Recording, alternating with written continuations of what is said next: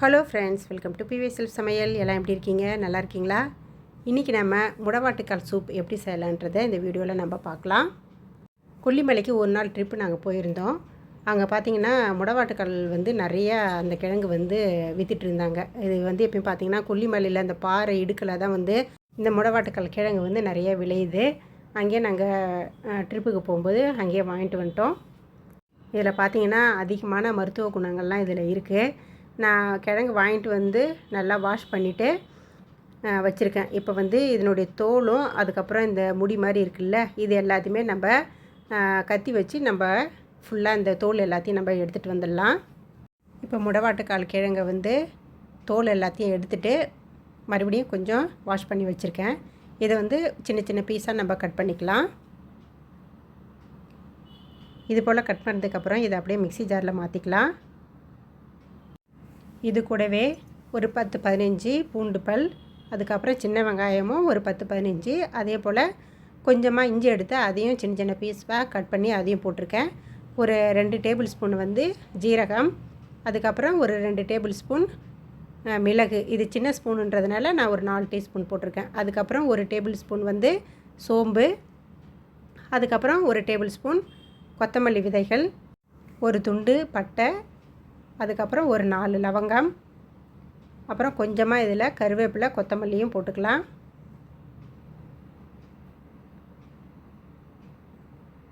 லாஸ்ட்டாக இது கூடவே ஒரு 2 பச்சை மிளகாயும் போட்டு கொஞ்சமாக தண்ணி சேர்த்து இதை நல்லா மையாக அரைச்சிட்டு வந்துடலாம்.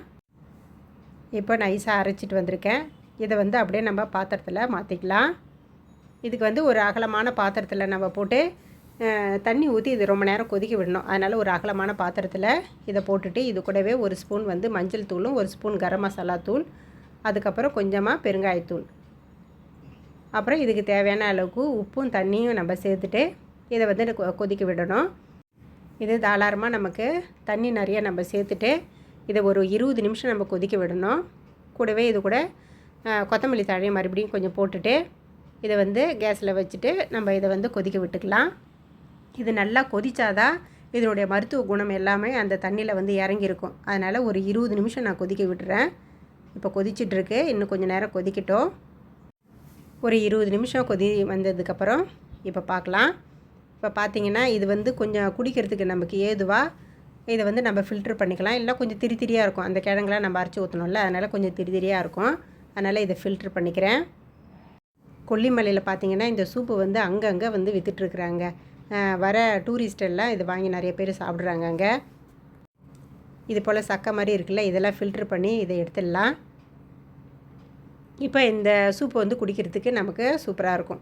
இது கூட லாஸ்ட்டாக இதில் கொஞ்சமாக மிளகுத்தூளும் அதுக்கப்புறம் கொத்தமல்லி தழையும் போட்டு நம்ம அப்படியே குடிக்கலாம். இங்கே நம்ம ஊர் கடைகள்லையும் பார்த்திங்கன்னா முடவாட்டுக்கால் பவுட்ராகவும் நிறைய இடத்துல விற்கிறாங்க.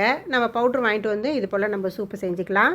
இந்த முடவாட்டுக்கால் சூப்பு உடல் ஆரோக்கியத்துக்கு ரொம்ப நல்லதுங்க. குறிப்பாக மூட்டு வலி, அதுக்கப்புறம் எலும்பு நரம்பு தசை இதெல்லாம் பலப்படுத்தி உடலுக்கு ரொம்ப வலு தரக்கூடியது. வழியில் நீங்கள் இந்த கிழங்கை எங்கே பார்த்தாலும் வாங்கிட்டு இது போல் சூப்பு செஞ்சு குடிச்சு பாருங்கள். உடல் ஆரோக்கியத்துக்கு ரொம்பவுமே நல்லது. இந்த வீடியோ உங்களுக்கு பிடிச்சிருந்துன்னா லைக் பண்ணி இதை மற்றவங்களுக்கு ஷேர் பண்ணுங்கள். நீங்கள் நம்ம சேனலை இப்போ தான் ஃபஸ்ட் டைமாக பார்க்குறீங்களா? அப்போ நம்ம சேனலுக்கு சப்ஸ்கிரைப் பண்ணிக்கோங்க. பக்கத்தில் பெல் ஐக்கானை கிளிக் பண்ணி அதில் ஆல் என்ற ஆப்ஷனையும் கிளிக் பண்ணிக்கோங்க. அப்போ தான் நான் போடுற வீடியோ உடனுக்குடனே உங்களுக்கு நோட்டிஃபிகேஷன் வரும். தேங்க்ஸ் ஃபார் வாட்சிங்.